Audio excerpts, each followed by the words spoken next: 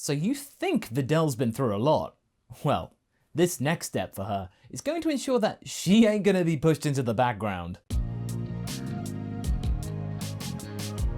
Hey folks, MasakoX here.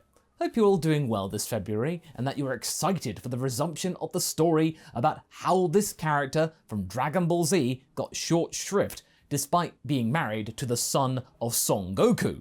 Videl, quite possibly, is the most plucky human character who wasn't a Dragon Team member fully, and she was potentially on the path to become one of the strongest, or at least one of those who weren't Saiyans, but with the sadly tried and tested method of just pushing wives into the background as is so common in Dragon Ball back in the day, she missed out. I know that some of you may think that this might be out of their own choice or volition, and if it was, that is fair enough, they're free to make their own decisions, but the thing is though, is that there isn't an explanation. It just happens.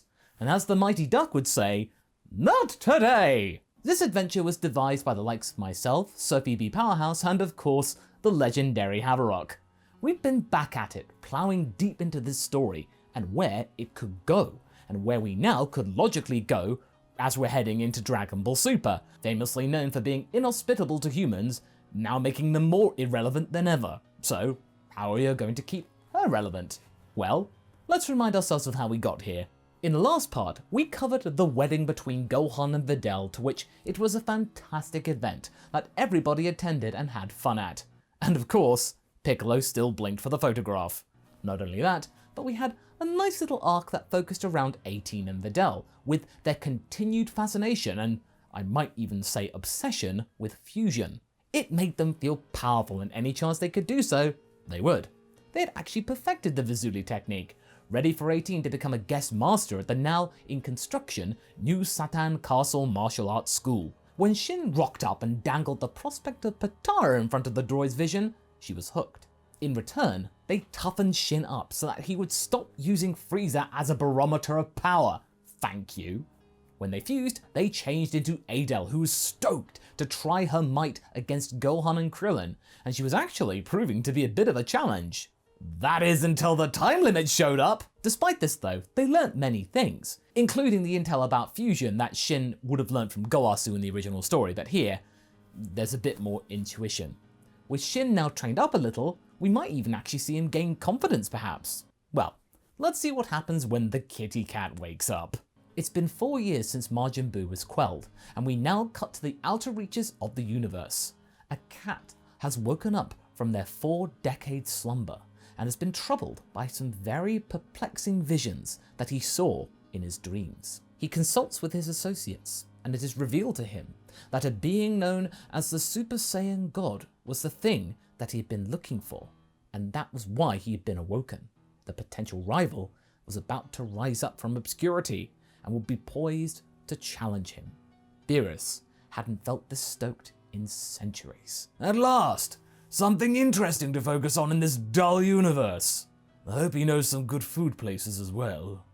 His attendant rolls his eyes, despite there being a perfectly good platter of food right here on this table. Oh, that Beerus. He does get passionate every few millennia, doesn't he? Now this is where things get interesting. The being that Beerus had predicted to see was, of course, Goku. But things have changed since he first saw his predictions 39 years previously. As you know in this story, Goku had been granted the power of unlocked potential, and as far as he was concerned, this was a bad thing. He thought that he'd stagnated. Despite Gohan and Videl proving that you could improve whilst using this power in some way, Goku's mind wasn't really working the same way. Thanks to his full Saiyan instincts, they'd been neutered as far as he was concerned. That lust for battle and to improve oneself had been clipped, and it was a major blow to his psyche. In some ways, it meant that he had to focus on other things, on his home more, and as a result, he actually ended up getting more satisfaction with his place, with Chi-Chi, as well as training up Goten, rather than just getting gains for himself. He was much more selfless. So when the purple cat rocked up not at King Kai's place but at Mount Palzu this time, Goku was taken aback. He had no idea who this person was. Hastily, King Kai barked into his ear. "Goku, do not say anything yet. That person you're talking to is Lord Beerus." "Beerus, huh? Why is he here for me? I don't know, but please, Goku, don't do anything stupid. He's a being who could wipe out your planet in a second if you displease him. Before the Kai could provide more intel, Beerus chooses to speak up. Saiyan. You are a Saiyan, right? Goku looked curious, but stayed silent. Beerus cocked his eye. Silent type, are we? You dare stoke the ire of your god? More silence. King Kai realized that Goku was being too literal. Okay. Say your name at least. Yeah, my name's Goku. What are you doing here? King Kai loudly groaned in terror. Whis then spoke up to explain. Apologies for the standoff, Saiyan. My name is Whis. This here is my master, the god of destruction, Lord Beerus. He is here to ask you something. Beerus then waved Whis aside and walked up to Goku, sizing him up. Meanwhile, Goten had hidden behind a nearby tractor, unsure what to make of this creature. Was he a friend or foe? If you are a Saiyan, then you might be the thing that I have been looking for. I wish to fight you. Goku looked puzzled. Now, if this were normal Super Goku, he'd be game in this for an instant. But this Goku was pretty disinclined to do so. I'm not interested, Lord Beerus. I no longer wish to fight people. I'm happy where I am. Beerus was very surprised by this response. Goodness! A Saiyan who doesn't want to fight. You misunderstand my wording, though. You don't have a say in this matter. You are going to fight me. Goku got in his stance. The answer is still no. Now get out of here! Beerus looked very nettled. Whis very interested though in this level of resistance. Now that he had had a closer look at Goku's aura, Whis could sense that he had his potential unlocked by the Elder Kai. The fight began and Goku was immediately on the back foot, but not by too much. He was able to prevent Beerus from bodying him into the dust in a second, but neither was he really amounting to anything that would pique the cat's interest or intrigue, thinking that Goku was the Super Saiyan God. It wasn't very convincing. Whis, now adjusting to his new supposition, was nodding. Just as I thought. His desire for battle has been tempered. The fight continues for a little bit longer, but Beerus is getting frustrated that this Saiyan isn't really showing any passion or will to go all out like any other Saiyan would do. The angel could sense the cat getting very annoyed, thinking he might blow up the planet here and now before getting any closer to the Super Saiyan God. So he chose to intervene with words. Lord Beerus, might I interject? I'm afraid that your prediction might have been a little off.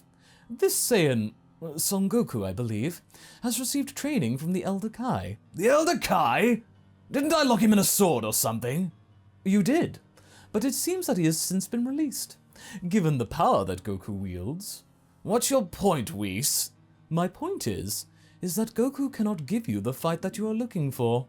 He is not the Super Saiyan God. Super Saiyan God? Goku rolls around his tongue.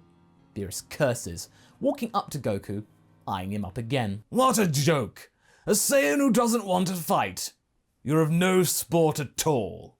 He flicks Goku away, sending him careening into a nearby hill. The kitty turns to the angel as if nothing had happened, as Goten frantically flies over to tend to his father. Please tell me that there are other Saiyans here, Whis. The flight over here was just unbearable. Fear not, Lord Beerus. There are indeed more examples here. Good! Maybe one of them will actually give me something interesting. A proper challenge. With that, they casually fly away off to Bulma's birthday party. Like in the original, Bulma was angry that nobody from the Son family other than Gohan had shown up. Since Goku had retired, even Chi-Chi had been quite distant, very keen to make the most of this change of mood in her husband. It might not last forever. It meant that they barely heard anything from the family other than Goten sometimes coming over to play with Trunks, but this was getting rarer and rarer by the month. Of course, yeah, Gohan would drop in after his job at the local library, and after his first conferences. Videl was also saddened to have seen less of Goku lately. They had visited there, sure, but in the last year or so, Goku had become even more reclusive. Was this something to do perhaps with the Elder Kai thing? Was it affecting him, making him feel worse? She wasn't sure, but it was something that she and Gohan had noticed at the very least. Meanwhile, Vegeta got a nasty reminder of his past, when Beerus and Whis had arrived on the cruise ship to which they'd been having his wife's party. The interactions between them play out like in the original. In fact, A lot of stuff on the ship happens exactly the same, except for the omission of Gotenks, Trunks cursing that Goten wasn't here. If only he were here, we could kick this cat's ass! Trunks, language! Sorry, Mom, but still, why didn't Goten come here? Is he acting like Goku now as well? Bulma was very concerned that all this disruption hadn't roused Goku into action at all. This wasn't the Goku she remembered. Well, of course it wasn't. That Goku had gone. We also have the revelation of God Ki being explained by Dende to Piccolo and Tapion. Remember, Tapion is here from the last part as Dende's bodyguard. Your Grace, shall I interject with this interloper? Dende frantically shook his head. No, Tapion, you cannot fight him. He's a god of destruction. The god of destruction. He would tear you apart.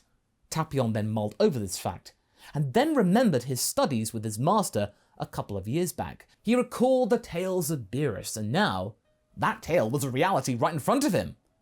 This is very bad, Tapion says, with Piccolo looking at him. Usually that would be his line. He's right at home, clearly. We also have the "My Bulma" moment with Vegeta, with the prince definitely giving Beerus a challenge of some kind, but only for a few seconds. Now, you might be wondering why Gohan and Videl haven't really been doing anything. Well, they got told, by many others as well, that King Kai, via telepathy, they should be extremely careful around Beerus, which they took seriously, of course. They actually complied with the rules. Also, they were very surprised to see Vegeta acting scared of this thing. This was bad indeed. When it becomes clear that he wasn't going to get the challenge that he wanted, the Cat and Angel take their leave, only to prepare to blow up the planet, despite the good food. What a waste. If only these creatures were just that little bit stronger. I might have overlooked the lack of Super Saiyan God. Their food was good though. Just then, Goku instant transmits to the scene, after getting a barrage of angry voicemail messages from King Kai, with Goten by his side. You! Are you actually going to try this time? I sense something in you, but your cowardice got in the way. I'm not here to fight you. There has to be another way to settle this. For you to find your Super Saiyan God. Well, of course there is. Shenron is summoned after Beerus is told about the Dragon Balls, and the dragon informs the group about the ritual in question. And sure enough, this does calm Beerus down for the moment, as he is very curious about this situation. Well, I mean, he is a cat after all. However, as one strong being settles, the other nettles. Vegeta, having seen Goku shrug off this major threat, is getting angrier and angrier.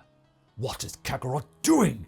Shirking his Saiyan pride is bad enough, but to willingly be so brash with Earth's survival? I don't even recognize him anymore. This causes Vegeta to step up. If there is a god you're looking for, then you're looking at them. He does his signature thumb pose. You? Vegeta? Oh, that is funny. But at least you're showing some kind of pluck, unlike this one over here. Can you give me what I came here for? Vegeta smiles. Oh, yes. The ritual takes place, but then they of course realize that they're one Saiyan down, which is when Videl's pregnancy is revealed, and Gohan is understandably overjoyed, as is a little Marin, who is very excited to see Videl having a baby. They bring Videl to the circle and assume that she might be good enough because there's technically some Saiyan DNA in there. However, this is where we're going to be adding some lore to the matter. You see, given how Videl has her potential unlocked and her strength is far greater than in the original, these are untested waters. You see, the people who came up with this ritual in the first place, the original Saiyans, had never considered how Blutz waves worked when non-Saiyans were a factor, and how they would react to said waves, because there weren't any non-Saiyans around there. Yes, this does mean that this yellow-haired Videl thing is being expanded upon. This was clearly an untapped story thread, much like with the overly dragged out frame of green-haired Vegeta from the Broly movie, which led to Divine Mind Vegeta from one of our other discussions. During this ritual, Videl feels very strange. She could feel her stomach getting warm, her hair fizzing with a strange energy, and her body on the whole feeling very weird. Little did she know that with being connected to 5 other Saiyan beings, as well as having one cooking inside of her, she was being exposed to S cells, the lore that Toriyama added recently.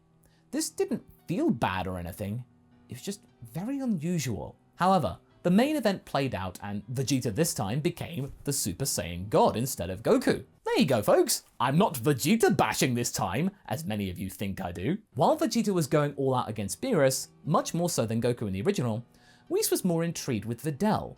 Saiyan hybrids, eh? Also, the way her body reacted to the ritual was very interesting. He should tell Beerus about that later.